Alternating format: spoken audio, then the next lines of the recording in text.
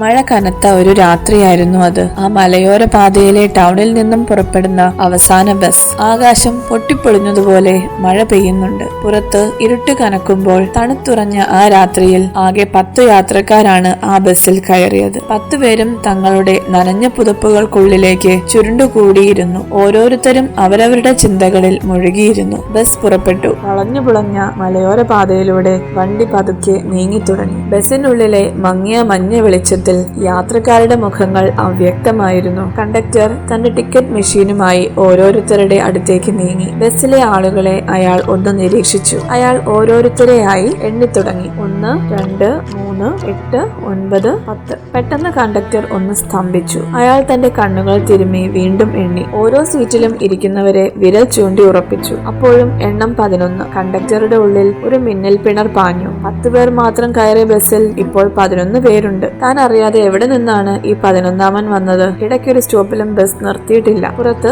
നിർത്താതെ പെയ്യുന്ന മഴ മാത്രം. കണ്ടക്ടറുടെ നെഞ്ചെടുപ്പ് കൂടി. ബസിന്റെ ഹെഡ്ലൈറ്റുകൾ ആ ഇരുട്ടിലേക്ക് തുളച്ചു കയറുന്നുണ്ടെങ്കിലും ബസ്സിനുള്ളിൽ ഭയാനകമായ ഒരു നിശബ്ദത പടർന്നു. അയാൾ തന്റെ കയ്യിലെ ലിസ്റ്റ് വീണ്ടും നോക്കി. ഉറപ്പാണ്, ടൗണിൽ നിന്ന് ടിക്കറ്റ് എടുത്തത് 10 പേർ മാത്രം. അയാൾ പതിയെ ഡ്രൈവറുടെ അടുത്തേക്ക് ചെന്നു. വിറയ്ക്കുന്ന ശബ്ദത്തിൽ അയാൾ മന്ത്രിച്ചു, ചേട്ടാ, ബസ്സിൽ ഒരാൾ കൂടുതലുണ്ട്. ഡ്രൈവർ അത്ഭുതത്തോടെ കണ്ണാടിയിലൂടെ പിന്നിലേക്ക് നോക്കി. ആ മങ്ങിയ വെളിച്ചത്തിൽ ഏറ്റവും പിന്നിലെ സീറ്റുകൾക്കിടയിൽ മഴ നനഞ്ഞ ഒരു രൂപം നിശബ്ദനായിരിക്കുന്നത് ഡ്രൈവറും കണ്ടു. വിയർത്തു കുളിച്ച കണ്ടക്ടർ ബസ് നിർത്താൻ പറഞ്ഞു. ആ വിജനമായ റോഡരികിൽ ബസ് ബ്രേക്ക് ഇട്ടു നിന്നു. ബസ്സിനുള്ളിലെ എല്ലാ ലൈറ്റുകളും ഒന്നിച്ചു തെളിഞ്ഞു. എല്ലാവരും പരസ്പരം നോക്കി. ആരാണ് ആ 11ാമൻ? അയാൾ എങ്ങനെ ഈ ബസ്സിലെത്തി? ആ 10 പേരിൽ ഒളിഞ്ഞിരിക്കുന്ന ആ അജ്ഞാതൻ ആരായിരിക്കും?